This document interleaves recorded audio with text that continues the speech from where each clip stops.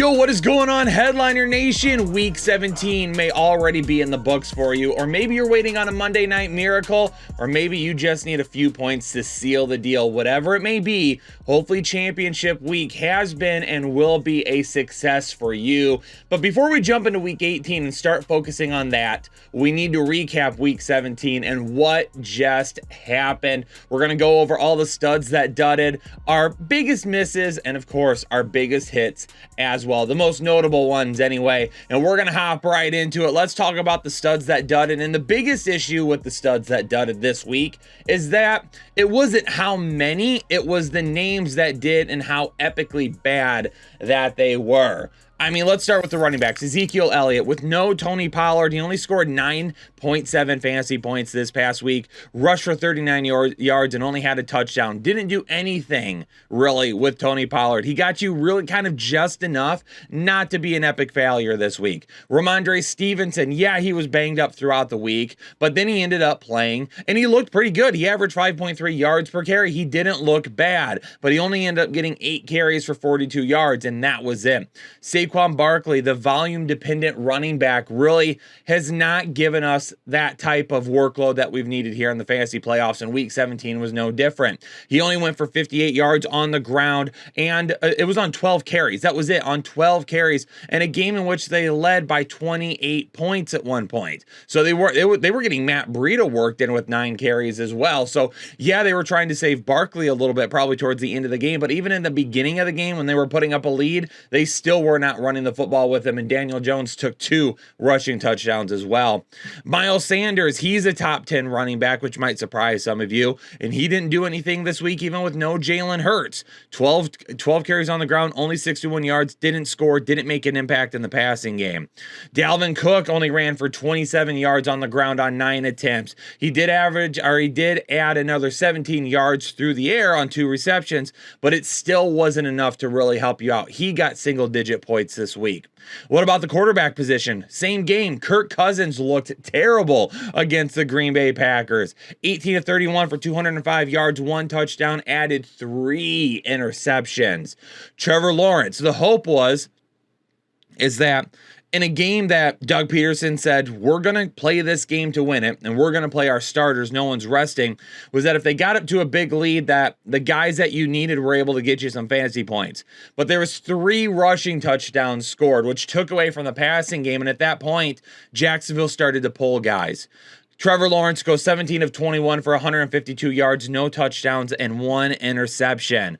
Amon-Ra St. Brown, moving on to the wide receiver position, caught 4 of his 5 targets for 62 yards. The issue really hasn't been the yards or the targets or the receptions as of late. It's the fact that the tight ends are going nuts in the red zone right now. 3 touchdowns last week for Zylstra, 2 more this week for Wright, another one a few weeks back for Wright. They're utilizing the tight ends right now. They're switching those guys in and out.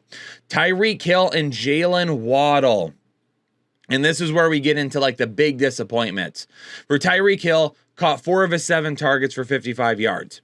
Jalen Waddle caught 3 of his 5 for 52 yards. One of the biggest issue was Teddy Bridgewater got injured again. Another game this year where Teddy Bridgewater was going to step in for Tua, and he ends up getting injured yet again. Teddy just cannot stay healthy. DK Metcalf, an epically bad performance, only caught 1 of his 5 targets for 3 yards. And the one that really destroyed everybody out there, Justin Jefferson, the number 1 overall wide receiver, only catches 1 of his 5 targets for 15 yards. That is it. That is it. The dude didn't do anything. Him, DK Metcalf, Hill and Waddle, Amon-Ra St. Brown, several top wide receiver options that absolutely left you hanging this week. Travis Kelce didn't really hold up his end of the bargain. He was close. 43 yards on 7 receptions, but he didn't have the ceiling you were looking for this week, especially if you had any of these other guys. Dallas Goedert, a lot of owners were hoping that he would come back and help out. He only caught 3 of his 6 targets for 45 yards. David Njoku only had 1 reception for 21 yards. He didn't do anything in the passing game. And Evan Ingram, I tell you all every week that we've got to be careful of this, that Evan Ingram will do this to us. He'll suck us in and rope us in, and then all of a sudden, boom, smack us in the side of the face. Well, we got smacked in the side of the face this week. 16 yards and only 1 reception. Some pretty big studs that dudded this week. Let's move on real quick, and we're going to talk about our misses first, and then we'll go into the hits. Some of our more notable misses. Kicking off of the running back position, DeAndre Swift and Jamal Williams, huge days for them this week, going up against a team in the Chicago Bears that weren't really playing for anything. But you were hoping they may have put up a little bit more of a fight if you're a Bears fan. DeAndre Swift, 117 total yards on several touches through the air and on the ground. He was being utilized all over the place. 2 touchdowns. And what really surprises us is when Detroit was in a passing situation last week, when they couldn't stop the run and Carolina had a lead, DeAndre Swift only had 5 touches, and then all of a sudden he comes back this week and dominates. Jamal Williams had a big carry on the ground for over 44 yards. He goes for 144 yards, 1 touchdown, and it was kind of a question last week of he's questionable with a leg injury. Will the Chicago Bears put up enough of a fight against that defense after such a poor performance last week that Detroit just has to throw and throw and throw? No, Detroit went up big and Jamal Williams got a lot of touches on the ground. Raheem Mostert, really hard to figure out between him and Jeff Wilson right now. Mostert actually made his living through the air this past week. Caught 8 of his 8 targets for 62 yards and a touchdown. Really, that's a dart throw right now in that backfield.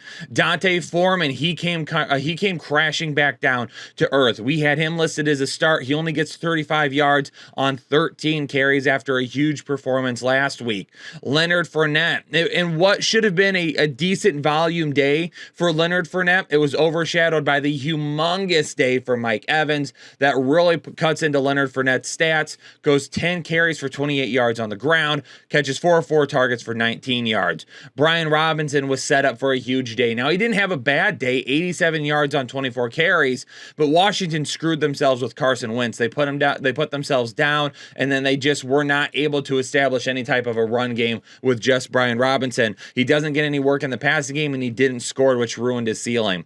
Gardner Minshew, starting off the quarterback position, had him listed as a start this week. Thought this would be a good game for him. Only goes 18 of 32 for 274 yards and 1 interception with 1 touchdown. The Eagles as a whole just looked bad. Jarrett Stidham, nobody saw this coming, so I don't blame Jake at all for sitting Jarrett Stidham. Nobody was going to play him, but the dude goes off 23 of 34, 365 yards, 3 touchdowns, and 2 interceptions. A top 5 quarterback on the week right now. Russell Wilson decided to show up at the end of the season, completes 26 of 38 passes, 222 yards, 1 touchdown. But the biggest thing with Russell Wilson is he had to vulture 2 touchdowns just to be relevant. The dude out here doing whatever he can to get back in the good graces of the Broncos country. Deshaun Watson was a sit this week. He completes only 9 of 18 passes for 169 yards, but 3 of them for touchdowns. That's right.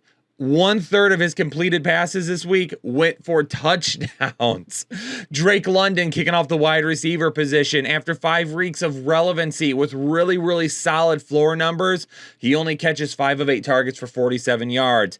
DJ Chark was a start. It was all about the running backs this week, though. He does give you about 6 fantasy points, which isn't awful, especially if you probably only started him as a wide receiver 3, maybe wide receiver 2, but still that isn't good enough. Only caught 2 of 4 targets for 56 yards.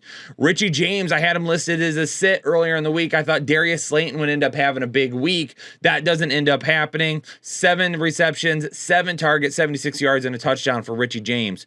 Chris Olave, I ended up listing him as a start even though he was coming off that hamstring injury. I don't know if he's still fully 100%. Only caught 4 of his 5 targets for 42 yards. Absolutely yikes fest in Washington this week. Terry McLaurin and Jahan Dotson were in smash positions in a matchup that should have been a smash for them. They do absolutely nothing. Terry McLaurin only catches 2 of his targets for 25 yards. Jahan Dotson only has 3 catches for 37 yards. Absolutely horrific performance that I put solely on the back of Carson Wentz. And I don't know what Washington was doing going back to Carson Wentz this week. It just didn't make any sense, and they did it anyway. Christian Kirk and Zay Jones. Honestly, I could have put these guys over in the studs category. I really could have with where they are ranked this season, but I decided not to because a lot of people were asking, well, do we think that they're going to rest their starters or anything like that. And I was still making the decision that, no, I think we're going to be fine. They've said that they're going to play, and they did. But again, it goes back to the fact that 3 different running backs scored touchdowns and that Travis Etienne took over that game, and it just didn't give any room for Trevor Lawrence to throw it anymore. So there wasn't enough volume. Christian Kirk 3-2 for 21. Zay Jones 5-3 for 24. So again, touchdowns were on the ground. They got up early. Defense played well, and it just didn't leave them enough opportunity to score through the air. Brandon Cooks thought the touchdown upside would be there. Still had 7 targets, but only caught 4 of those for 39 yards this week. Garrett Wilson, an absolute disaster of a performance. Only 18 yards on 3 catches, but he had 11 targets. 11 targets. The targets were there, just didn't do anything with them. The Green Bay wide receivers going up against Minnesota. If you'd have told me the Green Bay Packers scored 41 points and won the game, I would have said, yep, Christian Watson smash. Dobbs probably had a good game. Allen Lazard. No, combined. The wide receivers combined last night caught 9 of 15 targets for 90 yards and no touchdowns. Dobbs, Watson, and Lazard in a smash position against one of the worst, if not the worst, pass defense in all of football. And they didn't do anything for you. That's heartbreaking. That is heartbreaking. And I have no idea why they couldn't get it done. I haven't watched the game film yet. It's going to be something I go back and check out this week. But the Green Bay defense stepped up. They ran the ball well, and there just wasn't anything for the wide receivers. And Big Bobby Tunyon, he sniped a touchdown from us. That was it. That was it. Unfortunate. The tight end position. Earlier in the week, I had Trey McBride as a sit, and I didn't love it because the matchup was there for him to have a big day. But as the week went on, we found out, okay, no more Colt McCoy. He's going to be out now. And we found out DeAndre Hopkins was going to be out. I will still take the miss on Trey McBride, though. Caught 7 of 10 targets for 78 yards and a touchdown. Brock Wright had him listed as a sit. Another situation in Detroit where they don't do anything with the yards, but they're red zone targets. But we don't know which guy will be the red zone target on a weekly basis. That's tough right now. He scores 2 touchdowns after Zylstra scored 3 last week. Tommy Tremble caught 3 of his 3 targets for 33 yards, but he added in a touchdown this week. That ends up being a miss as well. 2 of the bigger ones now. Tyler Higbee, back-to-back huge games. I thought with Baker Mayfield we'll keep it going. Nope, caught 3 of his 4 targets for 11 yards. Didn't do anything. Pat Freiermuth, he came crashing back down this week. Offense just last night just did not look good for the Steelers. They just didn't seem to be in sync. They ended up pulling it out at the very end. Pat Freiermuth only caught 3 of 6 targets for 36 yards. What about some hits, though? We had some really good hits this week, I felt like. Let's go ahead and dive balls deep into those hits because these are guys that helped you win your fantasy championship this week. Travis Etienne, he was a guy who we wanted to continue starting this week, even with the possibility that they sit starters later in the game. Travis Etienne, we're saying, okay, if they do, hopefully it's because they're up big, and Travis Etienne was a part of that, and he was. Went for 140 total yards and a touchdown, and we said, ride him, baby. Jerick McKinnon adds another 2 touchdowns this week. Another 2. Right now for running backs, he has the longest streak of games with a receiving touchdown at the running back position. He continues to be a start and a league winner for those of you that picked him up. Tyler Algier, this was a guy that we absolutely did like this week, and we thought that he was going to have a good game, very safe floor. 83 rush yards with a touchdown was the perfect matchup, and he found the end zone again. David Montgomery and Khalil Herbert. Detroit got smashed on the ground last week, so a lot of people were thinking, okay, David Montgomery, Khalil Herbert, maybe they take advantage of it this week. Absolutely not. They only totaled 11 carries for 55 yards. Nick Chubb had him listed as a start this week. 14 carries for 104 yards, added 1 catch for 12 yards. So he took you over those 10 fantasy points, which is what we told everybody this week. We're like, hey, Nick Chubb, we're going to start him. We're going to keep our fingers crossed for 100 rushing yards. He gets you those 10 fantasy points, and he's a safe start this week, and he does exactly that. Kenneth Walker on the ground, we had him listed as a start. Another safe running back at the position we felt like. He goes for 133 yards on 23 carries. Josh Josh Jacobs.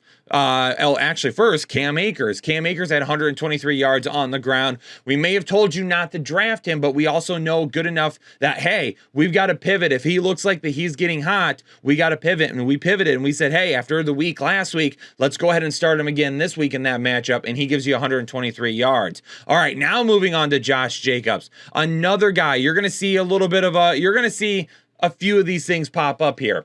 For the Las Vegas Raiders, we specifically told everybody with the Las Vegas Raiders, we are still playing these guys. It freaked people out. It did. Some people didn't believe us. We said stay confident in the studs, and it happened. Josh Jacobs goes for 69 yards on the ground and a touchdown, added 4 receptions for 26 yards. Najee Harris goes for 111 yards on the ground. He secures 2 catches for 12 yards and a touchdown. He was a star. The quarterback position, Daniel Jones has a huge day. We had him listed as a start this week, 177 yards through the air with 2 touchdowns, then added 2 more touchdowns on the ground. Tom Brady, we said, hey, he's been inconsistent and he's been hard to trust as of recent. This whole offense has been, but we're going to start him this week. And as of this recording, was the quarterback one on the week. Goes for 34 of 45, 432 yards, 3 touchdowns, all to Mike Evans, and he adds a rushing touchdown as well. Aaron Rodgers going up against Minnesota. We had him listed in a start in a favorable matchup at home. 159 yards, 1 touchdown, 1 rushing touchdown. So not a super high ceiling, but he helped you win this week for sure. And then Justin Herbert, after back-to-back bad weeks, everybody had kind of given up and they're like, we don't want to start Justin Herbert this week. We're not interested in it. We said we're going to go back to him. 159 yards, adds 212 passing yards with 2 touchdowns. He ends up being more than fantasy viable. At the wide receiver position, I had Juju Smith-Schuster as a sit this week, and this was the guy I got the most comments on. People were like, where's Juju? Why is he not in your rankings? You're crazy. All these things, and I tried to tell you, well, guess what? 2 catches on 3 targets for 21 yards. Hopefully you sat him. Jacoby Myers was a start for me this week. He catches 48 yards for 1 touchdown. Isaiah Hodgins is a touchdown machine right now. He was a start for me. 4 of 5 targets for 42 yards and a touchdown. Michael Pittman, I said the ceiling isn't very high with him, but I'm going to list him as a start. He gets more than enough targets.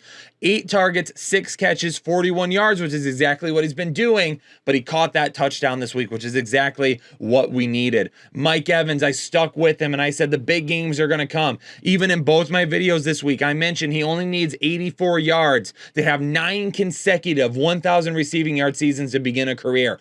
Tom Brady took care of him today. He absolutely did. He goes off huge, 10 catches for 207 yards and 3 touchdowns. We've been telling you, hey, Mike Evans is just a couple of drops, a couple of big plays away, a couple of called back plays from having big weeks over the last few weeks. Stay confident.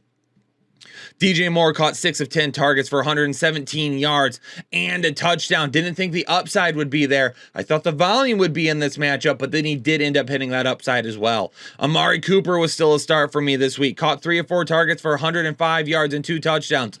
In my start and sit video, I said I'm locking him in as a touchdown scorer this week, and I was wrong. He scored 2. He gave you 2 touchdowns. Mike Williams was just barely a fringe start, but he did end up making it there. Caught 7 of his 10 targets for 94 yards and a touchdown.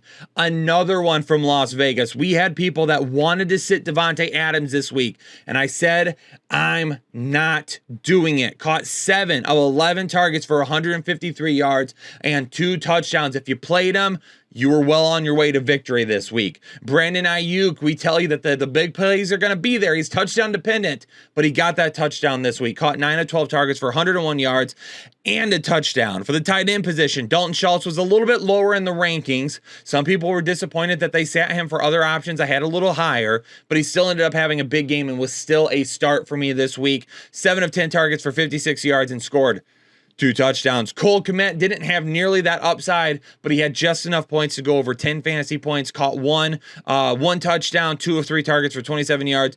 Had a pretty big play called back as well that he just couldn't seal the catch all the way through the ground. Tyler Conklin was a start for me this week. He caught 6 targets for 80 yards. He ends up going over that start threshold. And Mark Andrews was another guy that I said, hey, I know we can't trust him. He's still a start for me, though. He's just going to be lower in the rankings. He caught 9 of 9 targets for 100 yards. Exactly.